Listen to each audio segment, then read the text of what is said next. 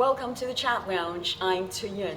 In this episode of our special series, My Expat Life in Rural China, we meet Dutch tulip grower Nicolaas Kaaijk, who's helped create China's first tulip flower park.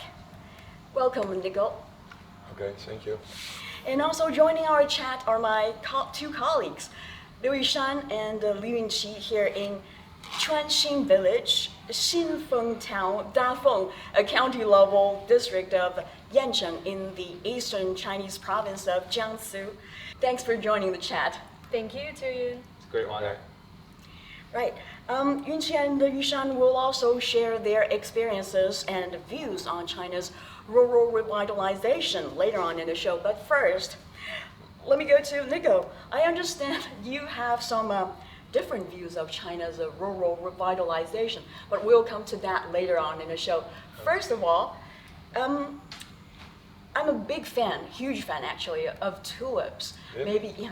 Maybe because of the masterpiece by Alexandre Dumas, the great French author, and the author. The book is The Black Tulip. So I'm wondering, what is the biggest challenge in growing tulips, and which variety is the most expensive? The black ones? For the moment, I think ice cream is the most expensive. Ice cream? Ice cream, yeah, the flower is like an ice cream. It's like the opposite to black. Yeah. So Right. white, yellowish. Yeah. Yeah. So you see the red, and then it is the white on the top. So then you have really, and it is coming out hugely. So you have really the idea of an ice cream. So is it because of the combination of colors that makes Yeah, it yeah. more Why difficult? is it so popular with here in China or around the world? Because tulips stands for friendship. Tulip flower stands Right. for friendship, and tulip flower has tulips have many shapes and colors, and also you can use it for pots. You can use it in park. You can use it as a cut flower. So the abilities are huge, in fact, and that makes that the people like it. And also it is a pretty cheap flower, because if you compare it with a rose or another flower, tulips are cheap. But not in in the 16th or 17th century, right? No, that is another story. Right, when you got this tulip mania. Yeah, tulip mania. Yeah. Right, then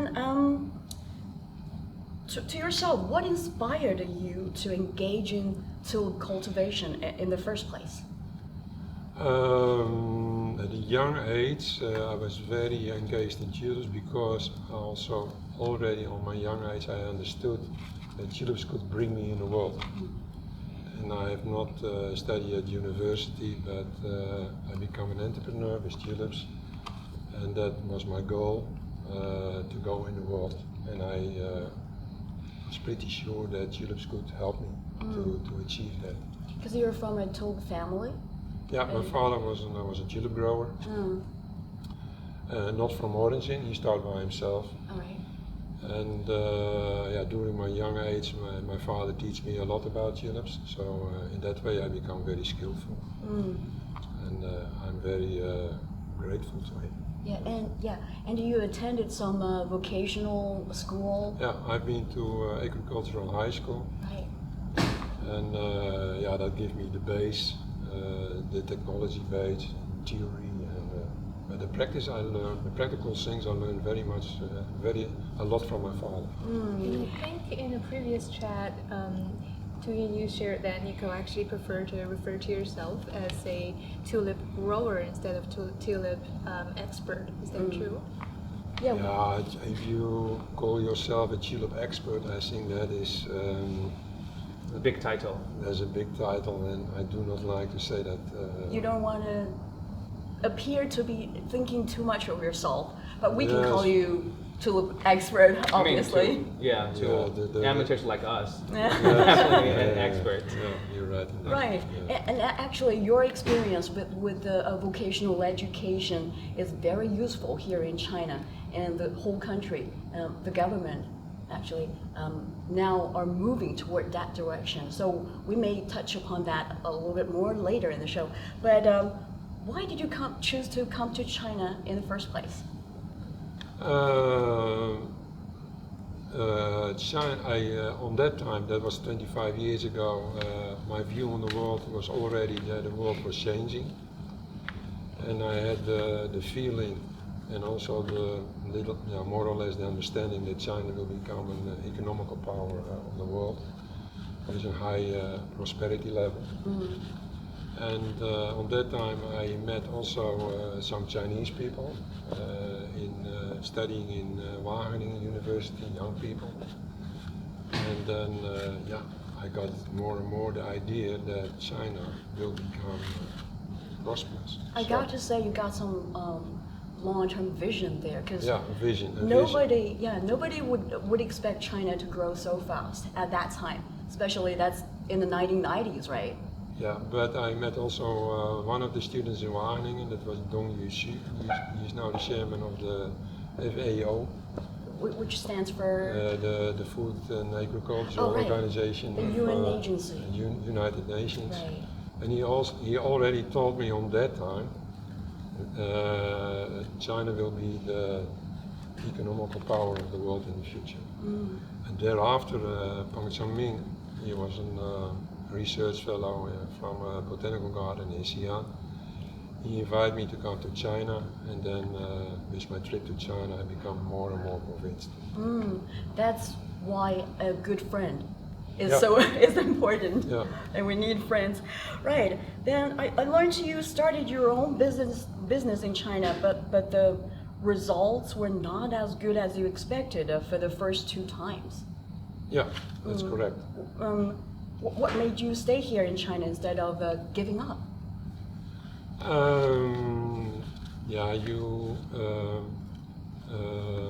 It is a process, let me say that in that way. I started in Jiangsu on that time, between Baoji and Chengdu. Yeah, the approach was not okay on that time. And then the second time, we moved to Jiangsu. And what was the reason that we moved to Jiangsu? That was because Jiangsu is a more developed province. And because in the previous province we have the feudal sinking, the countryside sinking, and we think, okay, Jiangsu is the most developed province of China, close to the western sinking, the most close to the western sinking. That you're used to. Yeah, and that makes the work more easier. And also we make an investigation about the climate. The climate was as we have in Holland. And then I go to Binghai in Hubei in Jiangsu. And really on that time we get full support from the local government. And I'm still very thankful for them, because directly we had success. I'm just wondering, in what ways do the climate in Jiangsu is similar to the ones in the Netherlands? Because the latitude between these two provinces, they're kind of quite far. And it's also kind of coastal for both places. It is a coastal here, you know. The one thing. There's one thing. We have the wind, the ocean wind. Okay. Of the wind from the ocean. So that means in springtime, if it becomes hot, the warm air rises. Yeah, and then underneath you get the ocean flow, and that is cold. And that is very good for tulips. Yeah, you mentioned Yancheng is the line, sort of dividing north and south, or northernmost. No, regarding temperature, Janssen is if you go more south, then you not have reproduction enough of seeds. So then the production level will be too low. Right. Yeah, so every year you need a surplus in harvest. So Yancheng is the sweet spot for growing tulips? That's the borderline to the south. Okay. Yeah. You said you had some good cooperation with the Jiangsu government, right? Yeah. But at that time, how did you, or where did you get this vision that your next would turn out to be a success? Yeah, that is a process. First is it on the local level, on the Janssen level. And then, so they were very interested, because I already grow tulips for production. And they see it, and then the Lingdao become very interested on the local level. The Lingdao, which means Yeah, the leaders. The leaders, Sorry, right. yes, the leaders become very interested in my business because they understood if we are able to produce the bulbs, the seeds in China, then we do not have to buy it abroad, of course. So that was already their thinking, and then you come to a higher level, you know. So finally, I won the Jiangsu award. Yeah. And then I come in touch with the Wang Xing, the leader of the science and technology development of Jiangsu province. Yeah, and then I asked him, can I give you my plan for tulip development, the PPT, tulip development for China? And he read it and he said, Nicolaas, it's a very good plan. And then we get help from Jiangsu. Right. After that was before you came to Yancheng, or No, after that. Yeah. Right. So it is a process, you know. Yes. It is not everything in one time. Yes. And so part of the plan for the Jiangsu government to grow tulips here is to maybe they don't have to buy tulips or import tulips from the Netherlands. But I'm just wondering how much economic value do you see tulip market in China? No, the tulip market, in fact, is very huge because the Chinese love tulips very much. But if you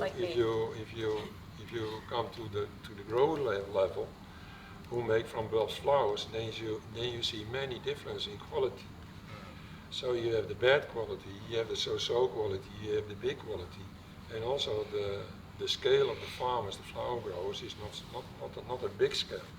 Not sophisticated enough. Yeah, and so that means you have a lot of varieties, and that is for the supermarket or for the retail. It's not easy to sell because how to deal with it.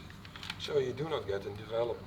So you need to have a large amount, different colors, every time available in the same quality. Diversity of the colors. Yeah, need to be, the quality needs to be same. You need to provide all the colors and shape, and that in a big quantity every day. So then you have access to the market, and then the Chinese will buy tulips, of course, because then they have not a disappointment if they buy tulips. One of them is Turing, because she says she's a big fan of lover. Huge fan, right? Then here in Dafeng, what do you value Dafeng most, or Yancheng? Generally speaking, in general. And also related to your work. Yeah, in China you have a very good social life, I have to say. The Chinese are very hearty, anyway, to me. So Hospitable? Hospitality is very, very, very huge. Right. They invite you for dinner, they are very hearty, easily you make friends. This morning some workmen offered me 20 eggs, boiled 20 eggs. Yeah. For 2 weeks, probably. Yeah, it's too much. That's a lot of eggs. A lot of eggs, but he do it, right? Right. Okay.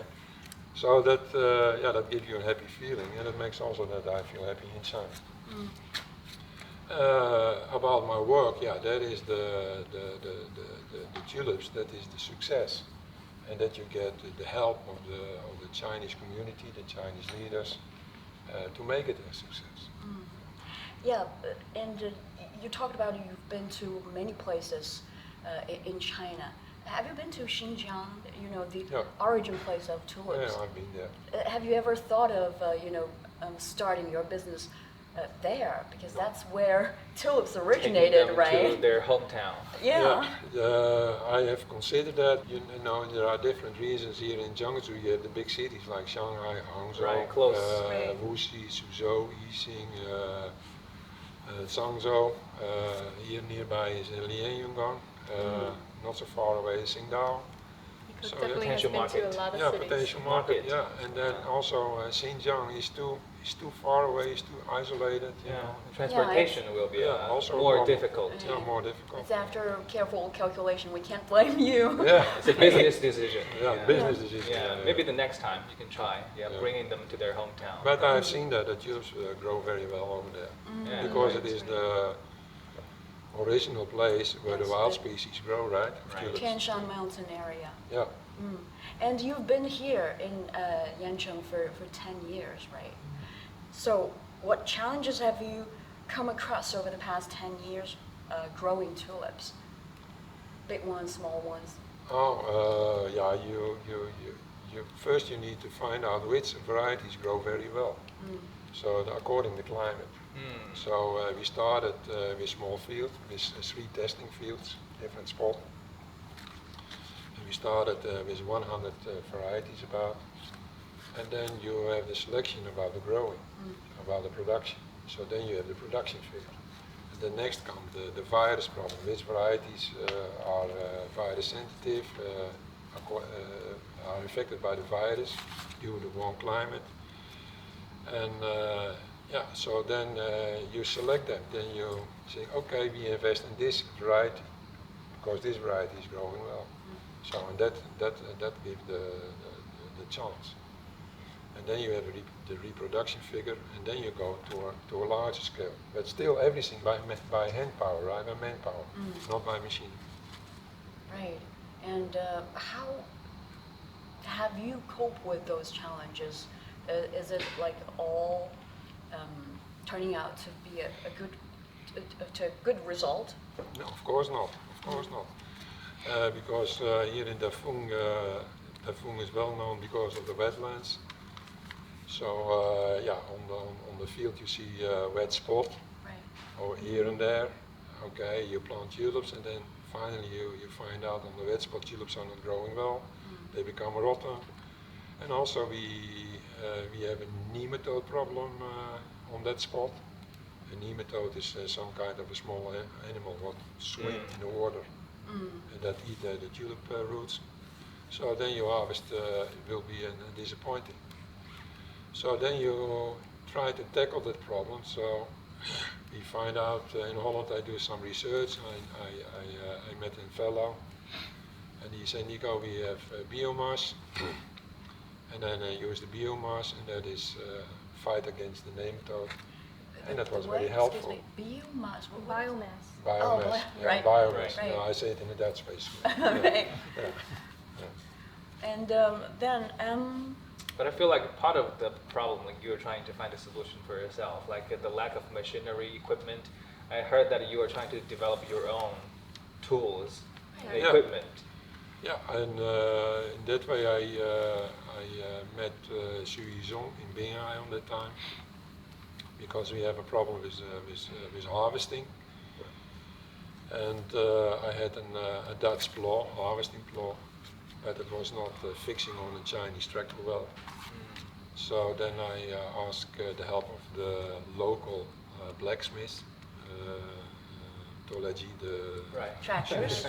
the Tractors. Right. the- and he said, Nico, I will help you if you say how to do. I will make a configuration, and okay, and then we try, and we add, and we try, and finally it works very well. Right. And it was a sheep. Right, but it seems it's much more difficult to grow tulips here than in your home country. Yeah, it's much more difficult because you face much more problem. Do you also have to change the configuration of the tools? Like they have to be also No, have to adapt to. if you have on that time we have a lack of money, so it has to be cheap and it has to work. So that is the Okay, challenge. that's And the only requirement for yeah, those tools. Yeah. But now we are on the edge that we need the Dutch machinery, and the Dutch machinery is the same as we use in China. Oh, so it doesn't matter where you grow the tulips, No. it's the same tools. The- But I think they are different from the ones needed for other like crops, No, other you flowers. can't use a potato machine for. No. Of course, obviously. What about other flowers? Maybe like No. jasmine? Tulips is very specific machinery. Okay, so that's why you need to develop your own tools. Yeah. So that's always a mistake Chinese make, because then they buy a potato harvester and they think we can harvest the tulip bulbs. No, it's not working. That's why we need experts like you here. Yeah. Right. And has this saline soil been a big problem during the whole process? Yeah, in the field sometimes you have salty spot. Yes. and that then the growth on that spot tulips will not grow well. And we try we are now on the edge that we need a Dutch polder, and then we can drainage the salt out with the water, and then the salty spot will not be a problem. If you have to name one biggest challenge, what would it be? The biggest challenge is to develop the tulip market and towards the tulip industry. Right. The tulip market, is it a big problem? No, if you talk, on this moment we are on 1.4 billion people here. Yeah, on this moment we are still on an experimental. -1. Right. Because Experimental. I'm not a potential customer. Yeah, but there's still a huge market. At the moment we are still on the experimental level, and we have to go to the modern level and the large level. And that is not only production of tulips, that is also research and development, and that is also marketing of tulips. So before the Holland Flower Park was built, villagers here mainly made a living from growing cotton and rice with low yields due to soil salinization, right? And in 2012, the local government decided to grow tulips after soil desalination instead of introducing industrial projects. And the next year, which is 2013, you came to this park to join the work. What was your evaluation of such a transformation? Do you think it's, to you, maybe it's a good thing, but to the local people, is it worth it? If they develop some industrial projects, would it be much more profitable for them? Or gain more benefits? I do not think so, because the locals are farmers. Yeah. And if the leaders they want to make a tourist attraction here, because it is not so far away from Shanghai, from the big cities. So they create a flower park, and that is pretty much linked to their farmer lives, because the locals, they are planting tulips, they are planting other flowers, so they are acquainted with the work. So in that way it is, they like it, and I also see they like it because they are skillful. The local workers are skillful. Right.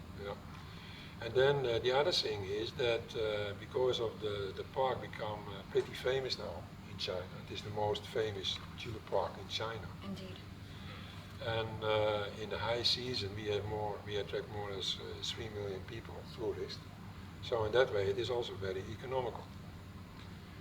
And the other way is that the thinking now is to do the production of bulbs here in China and to become the center of China, the tulip Silicon Valley of China. Tulip Silicon like Valley. Yeah. Good So name. that is the future objective.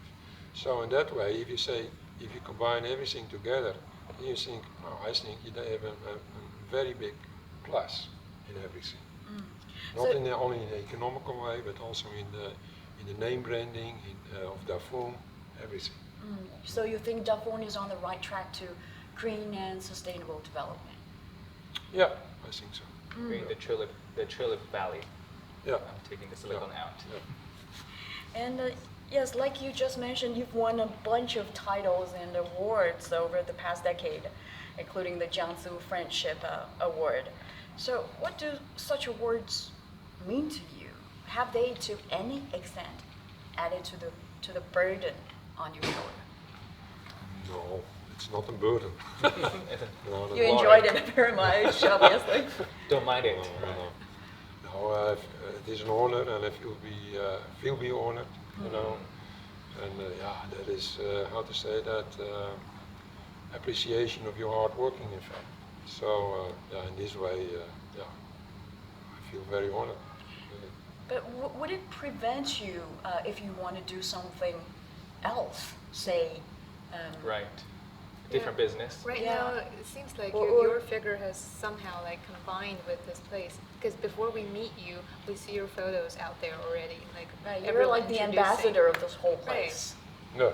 Right. Yeah. And how does that make you feel? Like, Oh yeah, you in the beginning it was a little bit how to say that uncomfortable because you know Right. Because you're a little bit shy. because I'm not used to it. Because then I remember the first time is the Jiangsu Friendship Award. I was so nervous, you know. Right. Happens to everybody. yeah. And then? I even was not able to speak anymore on television. Right. And then, if you have done it a few times, then you become more acquainted with Pro. it. You know Right. how Used to to do it. it. You're used to it. Just and, the awards, trophies. yeah. I'm used to it. You are not so nervous anymore. I mark your word on that. Yeah. But do you like is an award that you prefer the most? Like, what's the trophy that you put the highest in your home? The highest for me The is, most visible one. yeah, I show every guest I have this. Yeah, how many have you collected? I don't know, a lot. I know, Countless. but I do not know. I never count. You have a special room for that, right? Which trophy do you like the most? Like you present That could it. be a good question. Yeah, present The it in the biggest one. tallest place in on your shelf that you want everybody to see, every guest. Yeah, that Yeah. is the last one. Okay, most recent one. Yeah, the most recent one, and that is also I do not friendship award, Okay. and I do not know it is the same as the previous one, but what I understand it is a little bit different. So it's the, From the Jiangsu government? Yeah, Jiangsu. Provincial government. it's the deepening of friendship then. Second level. Right now. Yeah, maybe anyway. I think in a way tulips kind of bear that meaning as well. Love Friendship. and friendship and unity in, Yeah. in some sorts. Yeah. No, rose stand for love, and tulip stand for friendship. Oh, okay. You don't give tulips to your girlfriend. Well, I boyfriend, heard right? that You can. You can't give it to someone moms. If they like who's tulips. really, And- into tulips like me. And I kind of learned that yesterday that for say Mother's Day, Father's Day, that's a representation for love if you give them like tulips. That's okay. And That's there's okay. a certain number of tulips that you have to give. Once is gift as a gift. I'm not Okay. sure if that's just Chinese thinking or if Yeah. it has a tradition in the Netherlands too. No, in Holland we use more the tulips if we go for shopping, and then we buy a bouquet of tulips and then for decoration in our home. Yeah. And then if we do it for a gift, then we buy it not in the retail market, but then we buy it in the flower shop, and then we have a bouquet. Yeah. Okay, from the florist. From the It's florist. More And a that's- proper bouquet of tulips. Much better quality. Okay. And then you give it to a friend, or if you go for a coffee drink or something like that, then you get okay. They'd probably be unhappy if this tulip is from the retail market. If it's right? from retail market, and if I say it a little bit popular, then it is too cheap. Yeah, it is. Oh wow. Well, let's move on to this China's rural revitalization, and here in particular, rural ecological modernization, which is, I think, another expertise that you can share with us, we can use here or learn from here in China. You were quoted in some reports saying you believe China will become a leader in sustainable development in the future. So what's the reason behind your prediction? Because I have read a book from Xi Jinping, that is the governance of China, and in that book he mentioned that the new economy is green, it's green economy. That's right. And with my experience in China also, I see the windmills, I see the boost in the electric-driven cars, Right. Also in Dafeng, I see in Jiangsu, I see that the buses, the public buses, are also electric driven. And then you see, okay, and also in the media, what I read about China, everything is focused on the green energy, on the sustainable development. So that means, everything together give me the opinion that China will be one of the leaders in green economy. But if it's just we're talking about it and not in materialized actions. Do you see any concrete moves that make you confident? Yeah, what I see is the high-speed train is electric driven. What I say, the cars are more and more electric driven, much more than in Europe, in my country, for instance. Right. Also the public buses, all is electric driven, and China is also closing the coal mines more and more, and the windmills. I see the solar energy. Yeah. There must be a huge difference because when the first time I came here 25 years ago, there was probably mostly cars, like The first imported cars. Bicycles. Yeah, but Which is not also even cars. environmentally friendly. the first trip from Beijing to Xi'an, I went in the train. Right. I go white in, I come black out because of the coal. Really, because everything was black. Right. In the train inside, in the cabin. And that If didn't you do scare with your you finger, away. your finger, you did this, and you look your finger, oh, it's black. Right. Really, But because the train on that time was still Burning coal. burning coal. Right. Yeah. What? In the kitchen was burning coal. The restaurant, Yeah. the fire for cooking. But why didn't it scare you away? All the dust, all the black dust, and the coals.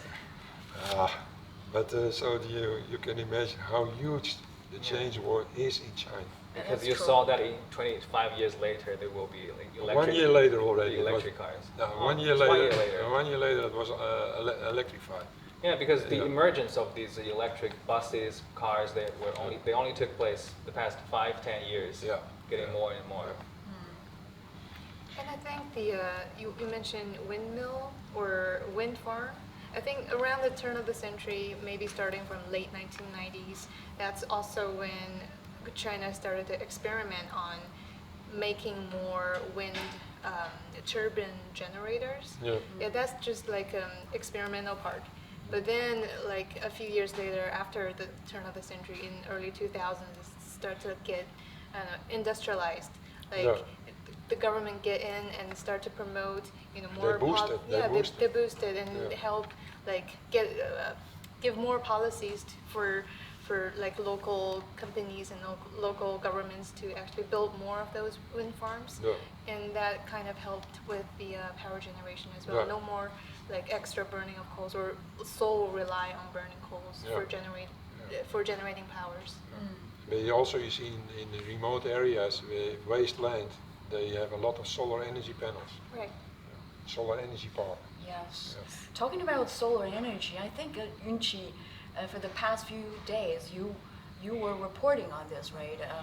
Here in Yancheng, in Dafeng, there are also solar-powered projects, or Right.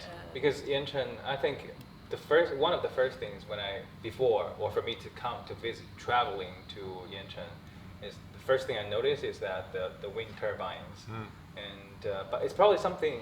Is it something that you would quite see very often? Because I think most of these wind turbines, they are on the coastal areas. Yeah, but on the coastal line, then you have the most efficiency of the wind, because you have Right. high-speed wind over there. So of course they plant the wind turbines, windmill turbines, alongside the coastline. Right, because like in the coastal areas, I think that's when you experience a lot of ocean winds Yeah. coming from the sea. But if you come more inside China, then you have the solar panels. well, earlier in the year, I think it's in June, the government, policymakers here in China released new guidelines to further support and speed up rural revitalization while maintaining environmental protection. So you just mentioned the experience in your home country. We know Holland is leading in agriculture and in horticulture and enjoys international reputation of being environmentally friendly. So what do you think China can learn from Holland? In fact, China can learn a lot from Holland, Yeah. but Give us some but specific examples. that is about the water management, for instance. Right. That is about horticulture and agriculture. But the problem is to implement in China how to do. And then you face many problems because you have another culture as we have, because the agriculture and horticultural companies in Holland, they are private driven. So that means that family driven, private family driven, in fact very small companies if you compare it to industrial companies. And that means that the efficiency in that kind of companies, because it is private companies, is private money, is very high. And that means also that the manager is working with his employees together. So then he has an eye on it, how the work is done, and if the work is not well done, he makes an improvement, he speed it up or whatever, or he make it better. In China that is lacking. So then you see, if you implement the Dutch horticulture or agriculture in China, let's say we do a greenhouse, we build the same greenhouse in China, and then you do a Dutch manager on it, and he manages the greenhouse, and then let's say he harvests 80 kilos tomatoes from a square meter.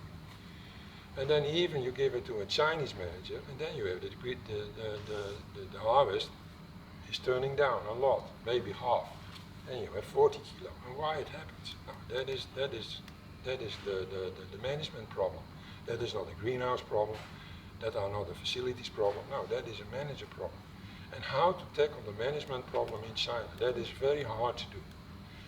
And I also face this problem in my experience here in China.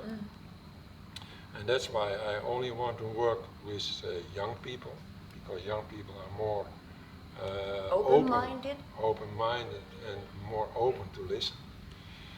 And then, Maybe it's because of this education. For the older generations, they haven't received so much education in no, every that aspect. is not to deal only with the older generation. Now, also you face the problem with the more educated people. Because in Holland, if you come from university and you come in the company, then you have to work on bottom, and then you can make career in the company. In China it is not. The Chinese have the attitude, I come from university and I directly get a good job, a well-paid job. So it doesn't work at all. Yeah, I think that's the problem. But because here in China, traditionally, when you work in agriculture, people would think you can only gain a relatively low social position. Right. So people wouldn't want to, Right. Engage in agriculture or anything related to farming. Yeah, things that is one of the reasons. That is really one of the reasons. Right. But the other reason, the other thing, what I do is I say to the potential young guys or ladies, you can also get a good salary. If you do your job well, of course you get a good salary. Of course. So there's got to be an economic stimulus. Yeah, because Incentive. nobody wants to work for the low salary, No. hard working for the low salary. Because if I'm satisfied, you do your job very well, the company make profit. No, okay, you need to earn money. Well, of course, you need to earn money. that's one. So the salary is one of the things to make the job interesting for young people. Yeah. On the other hand, the employer has some I don't know. Corporate culture. Now has some expectation from his workers, from his employees. Yeah, that's just one aspect, and the other, I don't know. Yeah, if it's about cultural difference. Yeah, it's cultural difference, but in Holland we are also very hard in that, because if an employee is not working well, we say, okay, bye-bye, we fire him. But in China, no, you protect him. You protect him. You let it be. You let it be. That is not working. Yeah, that's very social. But you create lazy people, right? Because they feel they are in the comfort zone. We are protected. That's not okay. In some systems, yeah. Yeah, But not, yeah, not in the rural area, on the countryside, a lot of that. is it general situation? Yeah, for me it's a general. I met it everywhere in China. Not in the big cities like Shenzhen, Shanghai. Over there it is Yeah, not. where efficiency is usually or most emphasized. Yeah, more Yeah. valued in those big cities. But Yeah. you said you prefer working with like younger people, like Yeah, because younger people have potential. yeah, like but so who are your most like proud talents like that's working around Talents, you? yeah. So on this moment I have two young guys. Okay. What now? Xiaopan and Xu Yizhong. I say to them, you have future. If you work hard, you do your work well, and of course you can make a mistake. Everyone makes a mistake, but not a repeat of mistakes. You know, that is not acceptable. No, and then I see it. They do their best, right? I feel happy with them. Yeah. If I feel happy with them, What would be your suggestion for solving such problems? yeah, like I said, you need to be very strictly as a manager, as the boss. You need to make clear what you expect, and on the other hand, you have to give them a good salary, with opportunity to earn more, and to make career, of course. So opening more vocational schools is not the solution. No, it's not a solution. That is not the solution. But can it help? Yeah, it can help, but it needs to be it's a mental issue. It is you know. Yeah, but And you see also that I must be honest in that. You see also that young people with ability, where do they go? They do not stay in the rural areas. They go to the big cities. it is common. Yeah. So you must appreciate like having two like helpful like assistants, like young assistants that's Yeah. working right next to you. Yeah. But I mean, it does sound promising because Yeah. there at least you're seeing more like people from the younger generation that are both like competent and also having an interest in agriculture, Yeah. growing tulips. Right. It seems it becomes more and more heavier and heavier, this topic. But yeah, share with us something, lighter or lighthearted. Yunqi, I think you've covered something about Right. cultivate breeding crabs Crabs. here. Oh yeah, yeah. I That's visited a crab yeah. farm Yeah. yesterday.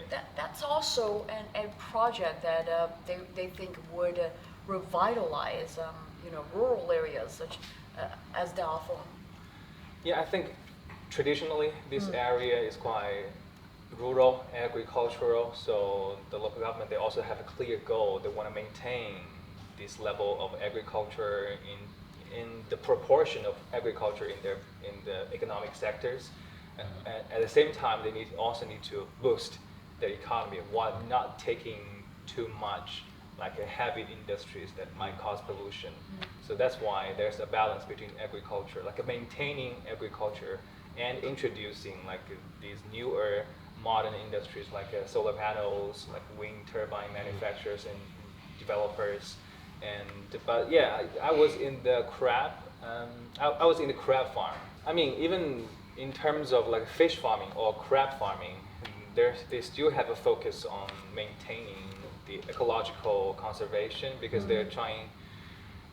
Because these fish farmings, crabs, doesn't matter what kind of breeds you have, the feces, they will cause certain level of like biological pollution. Right. I mean, different pollution to the factories, but Yeah. still pollution to the environment. So there's this target to kind of upgrade the fish farming model into a more sustainable model. And they're trying to introduce a new model in which that you will have like 3 different fish or agricultural products. So on the bottom you have the shellfish, and in the middle level of the pond you will have I think fish, and on the top level you have the crabs and the shrimp living there. And so because the shellfish they are capable of like They're the cleansers. cleansing Yeah. the water. So it probably take a longer period of time for the farmers to change, to replace a new pond of like fresh water. So in this way, it's more helpful. So you can use this pond of water for a longer time. Yeah. But if the shellfish for cleaning the water, are they edible?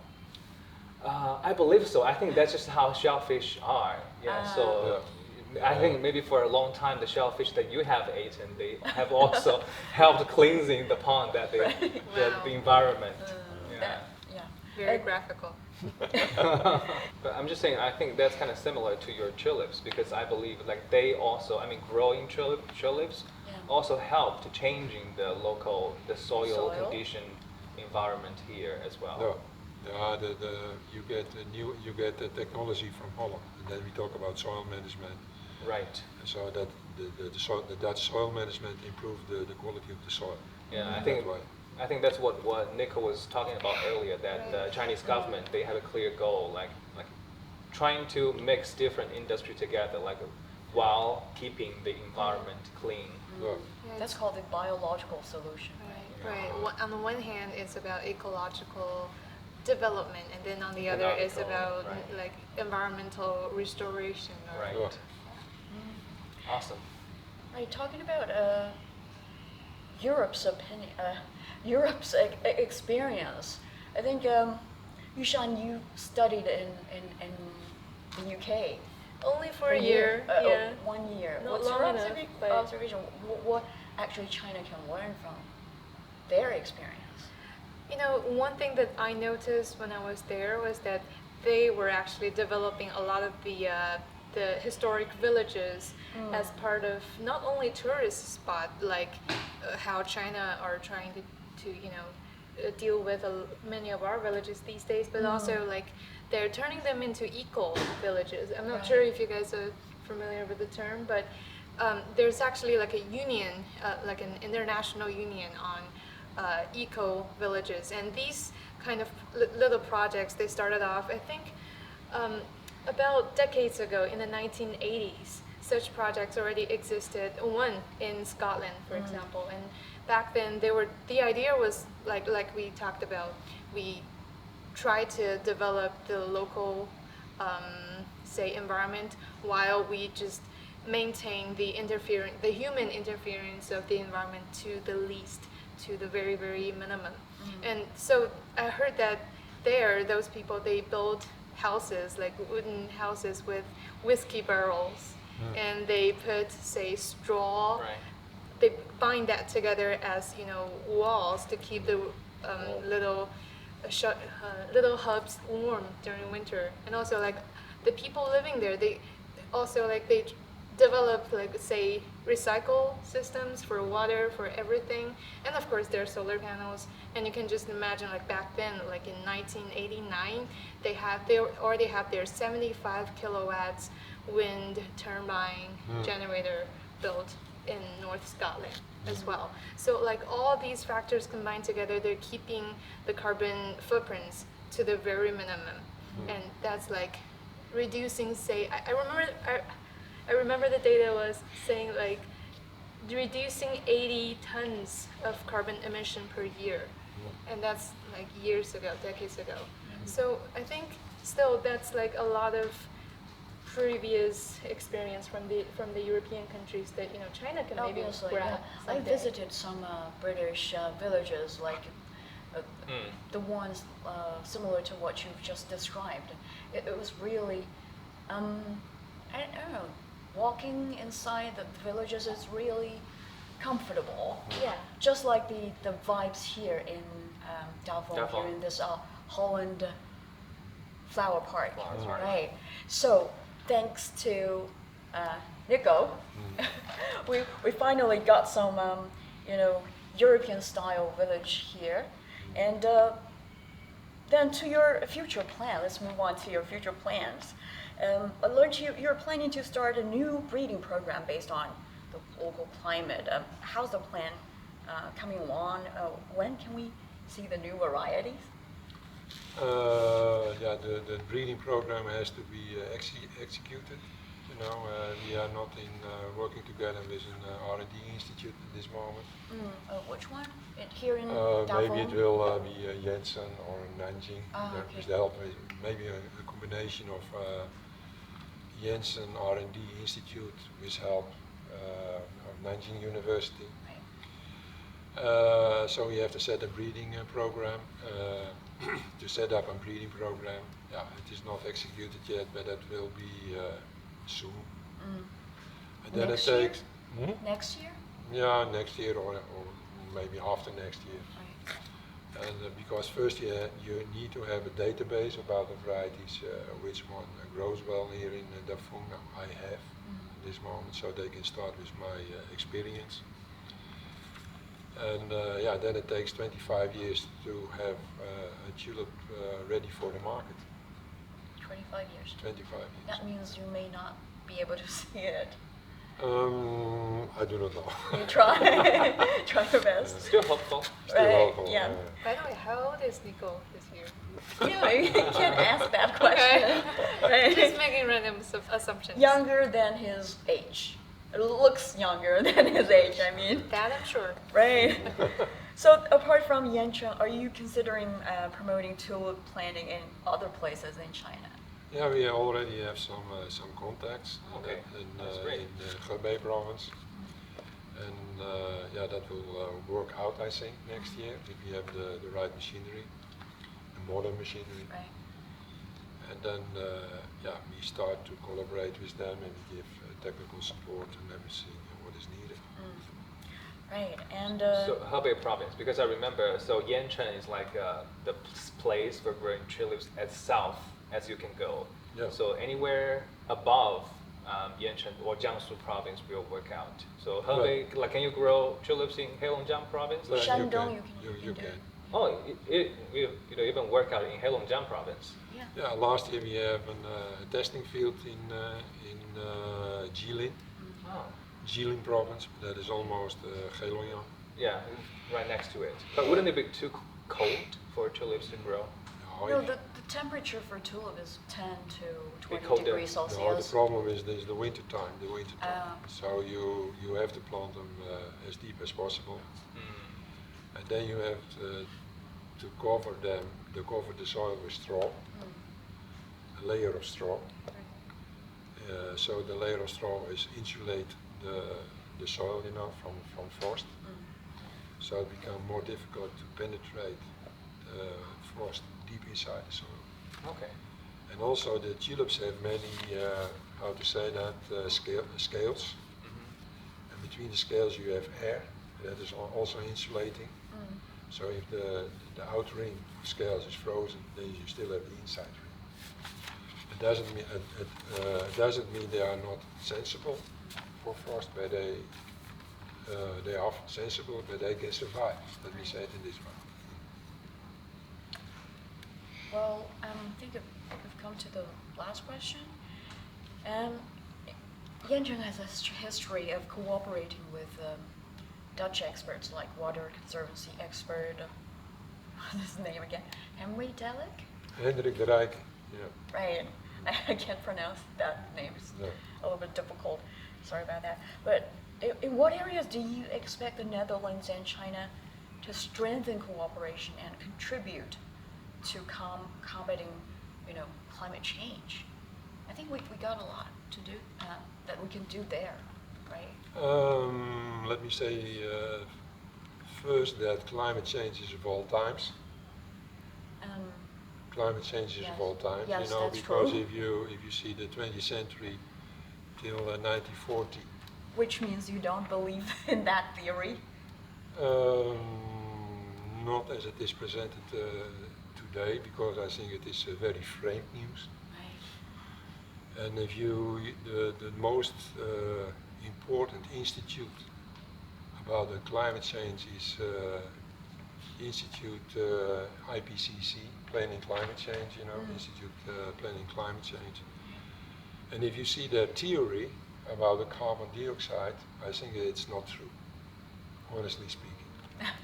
And that I say this not as a scientist, because I am not a scientist, I'm a grower. But with my experience, I think no, it is not true. I will explain you why it is not true. Because if you put in a greenhouse, you do, I don't know, CO2, carbon dioxide. You make the rate, let's say 6% or 7%. What happens in the greenhouse? Nothing happens. Temperature is the same. So then why we have the climate change, for instance? Now that is the first reason, in my opinion, is the urbanization. And the second reason is the cutting down of forest. Right. And if you zoom in, if you have a tree is evaporating a lot of water. Yes. That takes a lot of energy. So that means if the tree is evaporating water, then the temperature is decreasing down. But the fact is that the temperature is increasing, right? Yeah, but that is of all times. Yes, sure. It is of all times. And from 1910 to 1940, it was a warm period. From 1940 to 1970, it was a cold period. And now since 1970, the world becomes more warm. And on the time, the year around 1000, the Vikings go to Greenland. Yeah. The Greenland was green. Even they grown vegetables over there. Okay. So then, everything together, I think, the climate change is because of the carbon dioxide? No, it is not true. It is not true. So probably your opinion is that climate will get warmer regardless of human actions. No, the human being on the world is we are I think the biggest species. Right. You know? So there are too many people on the world, and that's why we have urbanization, and that's why we are cutting down the forest. You know, that is too much, and cutting down the forest, I think that's very bad. That's a very bad thing. Do you think we can do anything to slow down this process? Planting trees. Right. Or tulips. Maybe. Yeah. That's a good idea. Right. Thanks for the tips, and Okay. hope you enjoy your, stay, continuous stay here in China, Okay, thank and you. every success to your future endeavors. Okay. Thank you Thank very you. much. Thank you. Thank you very Okay. much. Yeah. This is CGTN Radio. Hear the difference.